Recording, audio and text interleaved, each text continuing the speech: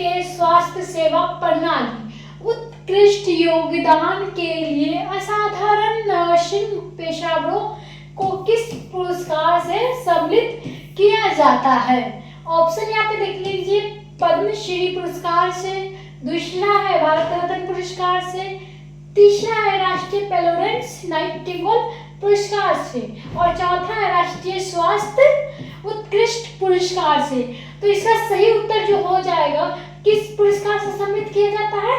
राष्ट्रीय Florence Nightingale पुरस्कार से। और किस लिए और किनके द्वारा? तो आप लोगों को यहाँ पे 30 मई 2025 को राष्ट्रीय द्रौपदी मुर्मू ने राष्ट्रपति भवन में 15 असाधारण नर्सिंग पेशेवरों को भारत की स्वास्थ्य सेवा में उनके उत्कृष्ट योगदान के लिए यह पुरस्कार प्रदान किया था। अगला क्वेश्चन है आप लोगों का, मई 2025 में एनडीए की 148वां पासिंग आउट परेड के दौरान कौन सी ऐतिहासिक पहली बार घटित हुई थी? पहला है आप लोगों का, पहला विदेशी कैडेट अचानक हुआ था। दूसरा, पहली बार महिलाओं कैडेट को भारतीय सशस्त्र बलों पर नियुक्त हुई थी। तीसरा है राष्ट्रपति ने पहली बार समारोह में भाग लिया था। और चौथा है एनडीए परेड में पहली बार ड्रोन प्रदर्शन हुआ था। तो इसका सही उत्तर क्या हो जाएगा? जो मई 2025 में एनडीए 148वां नर्सिंग आउट परेड के दौरान ऐतिहासिक पहली बार घटित हुआ था। तो इसका सही उत्तर हो जाएगा, पहली बार महिलाओं कैडेट के भारतीय सशस्त्र बलों पर नियुक्त हुई थी। तो इसका जो बी नंबर सही उत्तर हो जाएगा। और आप लोगों का बी नंबर आप लोग नोट कर लें। एशियाई एथलेटिक्स चैंपियनशिप 2025 में भारत के लिए 2 स्वर्ण पदक किसने जीता था? पहला है अविनाश सावले, दूसरा है गुलवीर सिंह, तीसरा है तेजस भट्ट और चौथा है अनिमेश कुजूर। तो इसका सही उत्तर हो जाएगा गुलवीर सिंह, यानी आप लोगों का बी नंबर सही उत्तर हो जाएगा। यहाँ पे अगला क्वेश्चन है, कौन सा भारतीय राज्य राष्ट्रीय रूप में निर्धारित 95% पूर्व साक्षरता के मापदंड का पार करने वाला दूसरा राज्य बना? पहला है आप लोगों का केरल, दूसरा है गोवा, तीसरा है तमिलनाडु और चौथा है हिमाचल प्रदेश। इसका जो सही उत्तर हो जाएगा वो हो जाएगा बी नंबर, यानी गोवा। और किस लिए है तो आप लोगों को बता दिया जाए, 30 मई 2025 को पणजी के दीनानाथ मंगेशकर कला मंदिर में आयोजित राज्यत्व दिवस समारोह में गोवा के मुख्यमंत्री डॉक्टर प्रमोद सावंत ने गोवा के ULLAS नव भारत साक्षरता कार्यक्रम के तहत पूर्ण साक्षर राज्य घोषित कर दिया था। इसीलिए गोवा सही उत्तर हो जाएगा। अगला क्वेश्चन है, 29 मई 2025 में गुमी दक्षिण कोरिया में आयोजित 26वें एशियाई एथलेटिक्स चैंपियनशिप के अविनाश सावले ने किस स्पर्धा में स्वर्ण पदक जीता था? पहला है 1500 मीटर में, दूसरा है 10,000 मीटर में, तीसरा है 3000 मीटर में और चौथा है 5000 मीटर में। तो इसका सही उत्तर क्या हो जाएगा? जो 29 मई 2025 को गुमी दक्षिण कोरिया में आयोजित 26वें एशियाई एथलेटिक्स चैंपियनशिप में अविनाश ने स्वर्ण पदक जीता था। तो वो जीता था 3000 मीटर में, यानी आप लोगों का सी नंबर सही उत्तर हो जाएगा। मई 2025 में सुप्रीम कोर्ट में पदोन्नति से पहले न्यायमूर्ति विजय बिश्नोई किस उच्च न्यायालय के मुख्य न्यायाधीश थे? पहला है राजस्थान उच्च न्यायालय में, दूसरा है कर्नाटक उच्च न्यायालय में, तीसरा है गुवाहाटी उच्च न्यायालय में और चौथा है बॉम्बे उच्च न्यायालय में। तो इसका सही उत्तर क्या हो जाएगा? जो पहले विजय बिश्नोई जो किस उच्च न्यायालय में मुख्य न्यायाधीश थे। तो इसका सही उत्तर हो जाएगा गुवाहाटी के उच्च न्यायालय में वो न्यायाधीश थे, यानी सी नंबर आप लोगों का सही उत्तर हो जाएगा। चलिए क्वेश्चन है 29 मई और 30 मई 2025 को राष्ट्रपति भवन में आयोजित 2 दिवसीय साहित्य सम्मेलन का आयोजन किन किन 2 संस्थाओं ने किया था? पहला है नीति आयोग और एनसीईआरटी ने, दूसरा है संस्कृति मंत्रालय और साहित्य अकादमी ने, तो तीसरा नंबर है नेशनल बुक ट्रस्ट और एमआरटी सीटीआई ने, और चौथा है यूजीसी और सीबीएसई ने। तो इसका सही उत्तर क्या हो जाएगा? बी नंबर, यानी संस्कृति मंत्रालय और साहित्य अकादमी ने।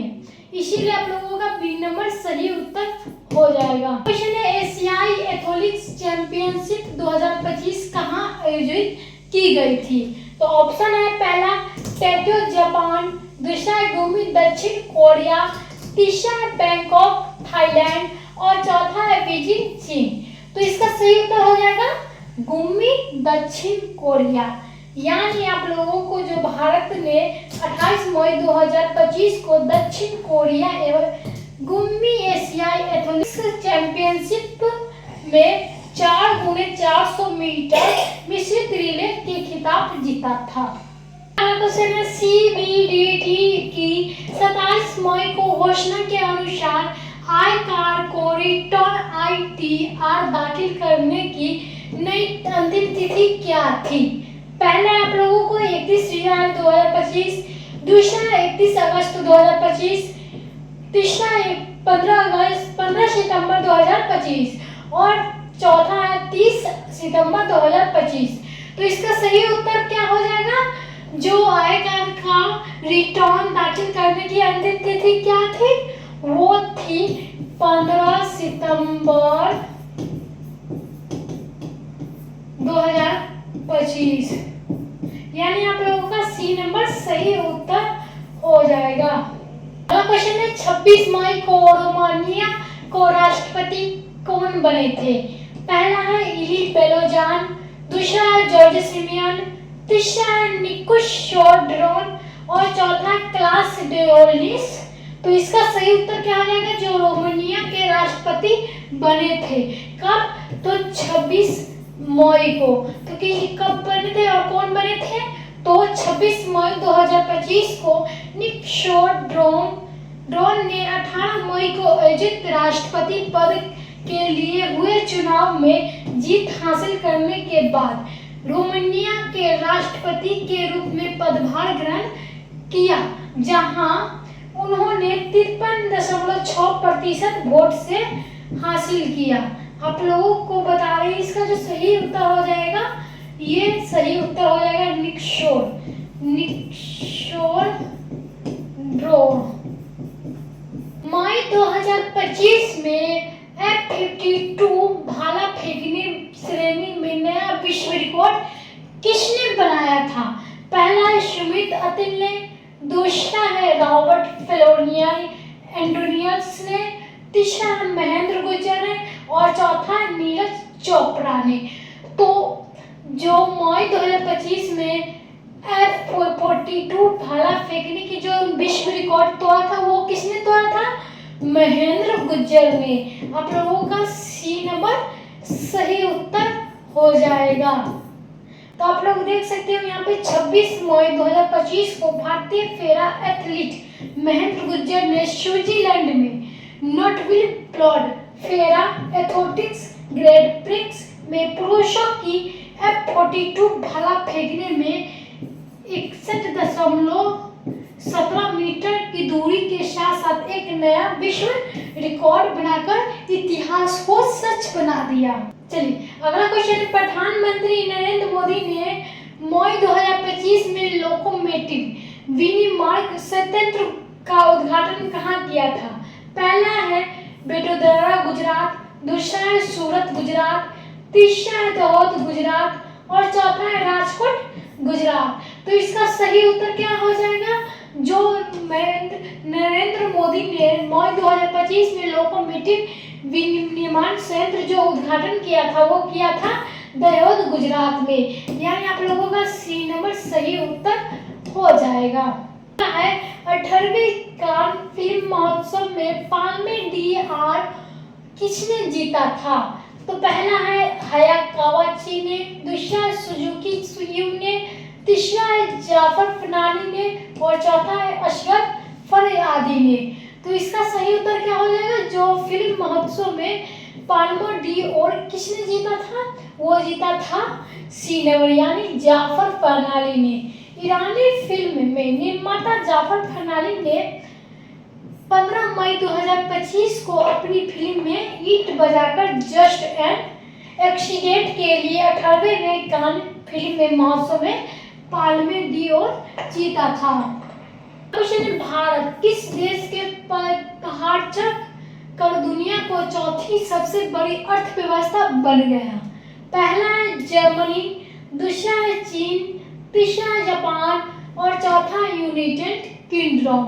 तो पहला जो आप लोगों को क्वेश्चन था, भारत किस को पछाड़ कर दुनिया का चौथी बड़ी अर्थव्यवस्था बन गया, तो वो किसको पड़ा था? तो ये जापान को पछाड़कर चौथी सबसे बड़ी अर्थव्यवस्था बन गए। तो आप लोगों को नीति आयोग में CEO BBR सुब्रमण्यम के अनुसार 24 मई 2025 को भारत जापान को पछाड़कर दुनिया की सबसे बड़ी अर्थव्यवस्था बन गई। अगला क्वेश्चन है, नीति आयोग।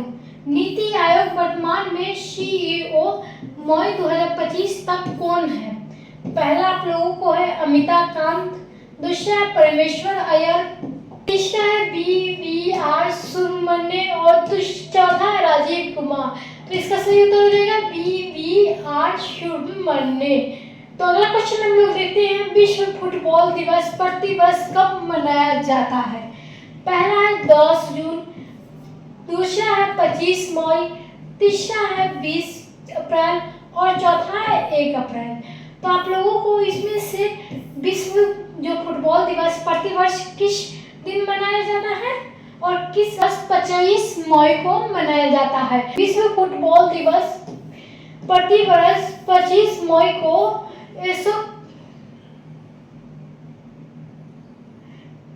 सॉकर वैश्विक प्रभाव की संस्कृतियों और पृष्ठभूमि के लोगों के एकजुट करने की इसकी शक्ति का सम्मान करने के लिए मनाया जाता है। संयुक्त राष्ट्र ने आधिकारिक तौर पर 2025 में इस दिन को मनाने की घोषणा की, जो पेरिस में ओलंपिक के दौरान 25 मई 1924 में आयोजित भविष्य प्रतिनिधित्व वाले पहले अंतर्राष्ट्रीय फुटबॉल टूर्नामेंट में 120 वर्षगांठ को चिन्हित करता है। इसीलिए 25 मई को ये मनाया जाता है। चलिए अगला क्वेश्चन है, दक्षिण पश्चिम मानसून 2025 केरल में कब पहुंचा? पहला ऑप्शन है 29 मई को, दूसरा है 24 मई को, तीसरा है 1 जून को और चौथा है 20 मई को। तो इसका सही उत्तर क्या हो जाएगा? 24 मई को। कि कब पहुंचा? तो आप लोगों को दक्षिण पश्चिम मानसून जो है केरल में कब पहुंचा? तो वो पहुंचा 24 मई को। कैसे? तो दक्षिण पश्चिम मानसून 2025 में 24 मई को केरल के समय सबसे पहले दस्तक दी, जो निर्धारित समय से 8 दिन पहले पहुंचा, जो हाल के वर्षा में सबसे जल्दी पहुंचने में एक शहर है, वो है केरल। क्वेश्चन है, मई 2025 तक सिंगापुर के वर्तमान प्रधानमंत्री कौन थे? पहला है ली सिन लुंग, दूसरा है के सुनमुंगम, तीसरा है लॉरेंस बैंक और चौथा है विवियन बालाकृष्ण। तो इसका जो सही उत्तर हो जाएगा जो सिंगापुर के वर्तमान प्रधानमंत्री रहे होंगे। तो प्रधानमंत्री कौन थे? आप लोगों को यही 4 ऑप्शन में से एक सही होने वाला है। प्रधानमंत्री थे वो थे लॉरेंस बैंक, यानी सी नंबर आप लोगों का सही उत्तर हो जाएगा। अगला क्वेश्चन है, मई 2025 में सुप्रीम कोर्ट द्वारा जारी करे समीक्षा आदेश में कौन सा बल शामिल है? पहला है ITBP में भारतीय सेना, दूसरा है BSF CISF में भारतीय नौसेना सेना, तीसरा है ITBP BSCRPF और SSB, और चौथा है पुलिस और तट रक्षक बल।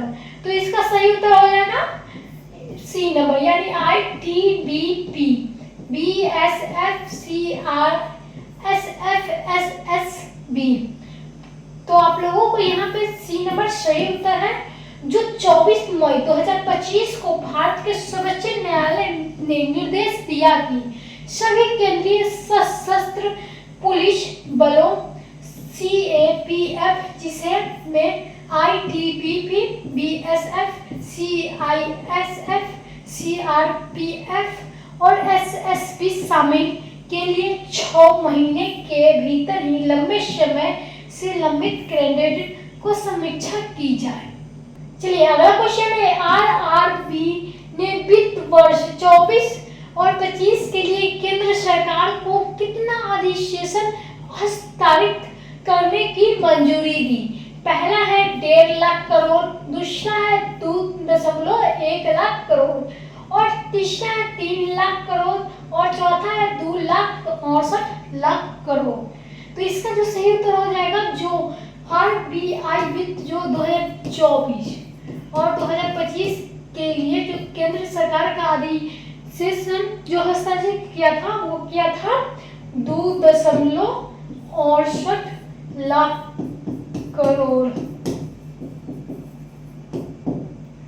जो 23 मई 2025 को भारतीय रिजर्व बैंक यानी RBI ने वित्तीय वर्ष 2024 और 25 के केंद्र सरकार के 2.8 करोड़ के अधिक रिकॉर्ड अधिशेष हस्ताक्षर को मंजूरी कर दी। तो आज के इस वीडियो में बस इतना ही। अगले वीडियो में आप लोगों के लिए फिर से कुछ नया और खास लेकर आऊंगी। तब तक के लिए धन्यवाद।